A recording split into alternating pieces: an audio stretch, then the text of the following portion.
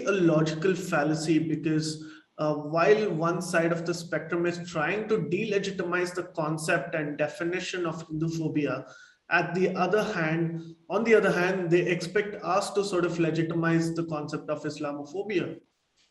Well, they call you Islamophobic if you question the Islamist extremism, and you say we don't like being compared to these extremists who have committed terror acts or other extremists that are committing terror in India, because it's not limited to that class. But this thing about denial of Hinduphobia is like a real cognitive dissonance, because I have personally shared with Audrey Trushke and several other scholars from this DGH conference my study on Hinduphobia, showing that it does go back 155 years, and it was coined by an Englishman.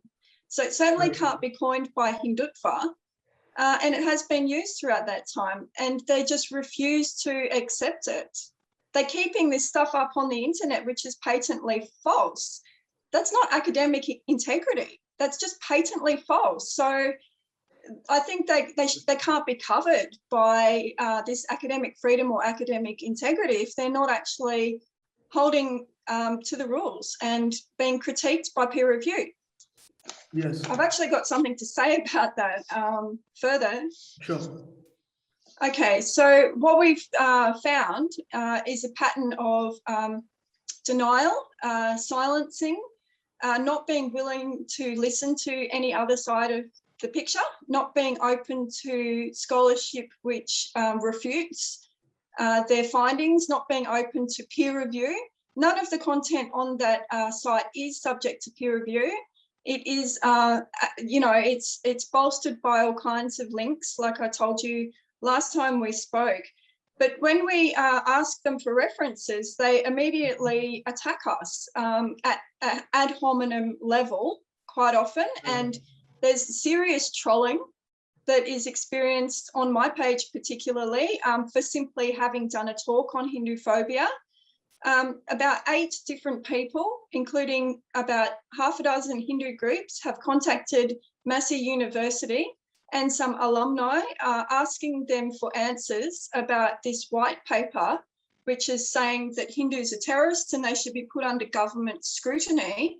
And all they've got back is a generic letter. Each one of them has got the exact same letter. And that letter basically upholds the academic freedom of this professor and bolsters his credibility. So, we're not getting any answers, and it's been put through the media. He's had a voice in the New Zealand Herald.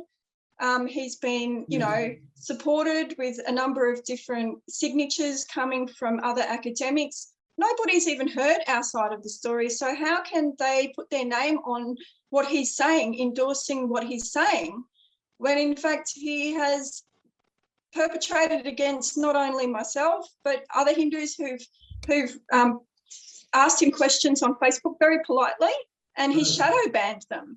So he can answer questions or comments that are positive on Facebook, but if anybody questions his interrogating the narratives of Hinduphobia video, they're deleted. They're not even given the time of day. They're either deleted or they're shadow banned. So the person thinks that they have actually still got their comment there, but when other people look at it, it's missing. So we've brought all of this stuff up with Massey University and no reply, no response, only just like a generic letter that was sent to everybody. So we have to push through other channels. Please remember to subscribe to us and switch on the notifications for this channel. For our other social media links, more content, and to support our work, please visit citti.net. Dhanyavad. Namaskar.